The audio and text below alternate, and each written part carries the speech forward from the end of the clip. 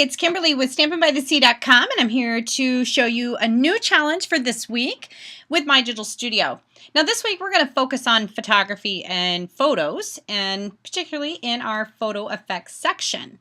Now on this particular layout, I actually went back to our first technique that we did when we started these challenges, Heather and it was to take two photo boxes and group them together and then bring the photo into the photo box.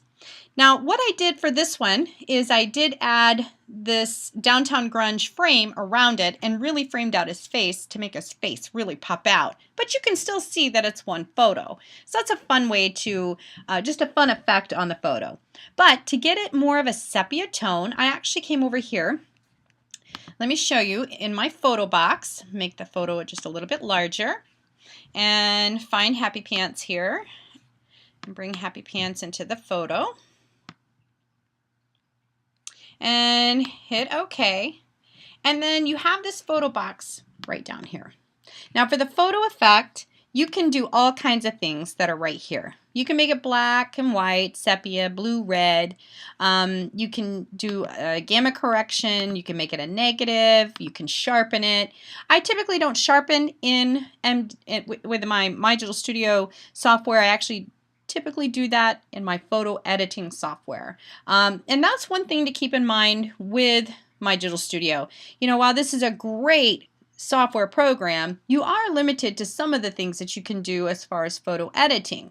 Now, with that being said, let me show you some of the tricks you can do. So I'm going to cancel this, and I'm actually going to show you a couple tricks that you can do.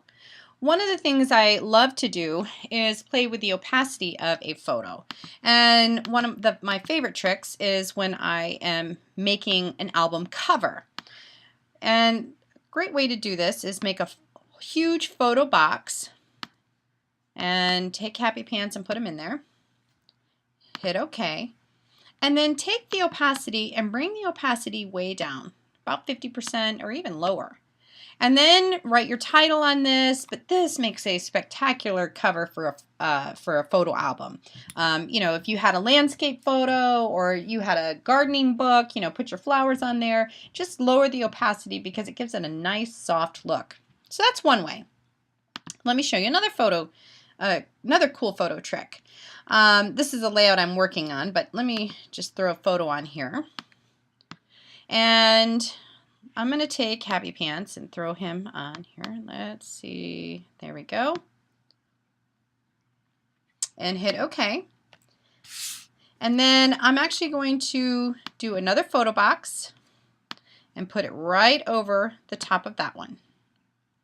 And then I'm going to come over here. Whoops. We need to put the photo on there. Hit OK.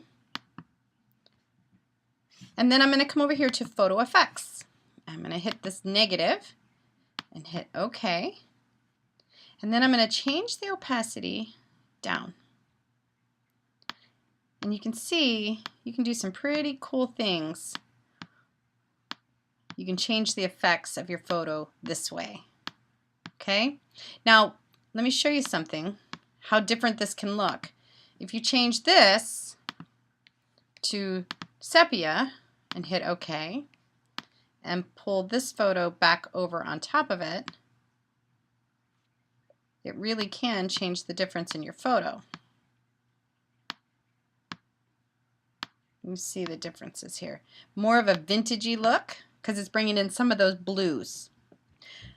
But let's go to a layout I think you're most interested in.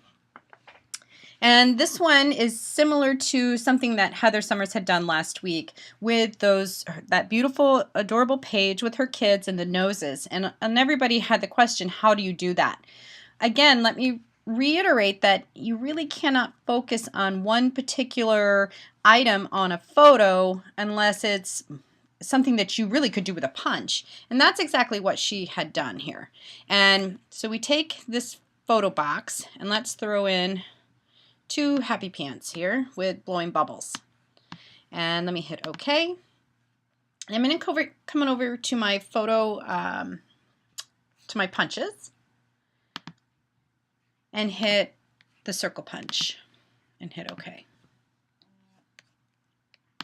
Now if I bring this circle punch over that bubble and get it just perfectly aligned, I'm going to come over here to my color fill and I'm going to hit the Blushing Bride.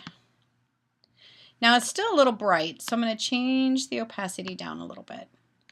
And now you can see that there's a little bit of a color pop there.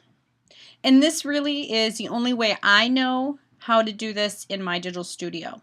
Again, you can do this in more advanced photo editing softwares like Photoshop or Aperture, those different types of things. But with this, you can manipulate, just not as much as you probably would want to. Okay? All right. So that is really the story for this week. Is the challenge is to get a photo and manipulate it a little bit. Just play around in that photo effects area and see what you can do, because there's lots of little effects that are already there. Change them up and make that the focus of your layout. All right, have a great week.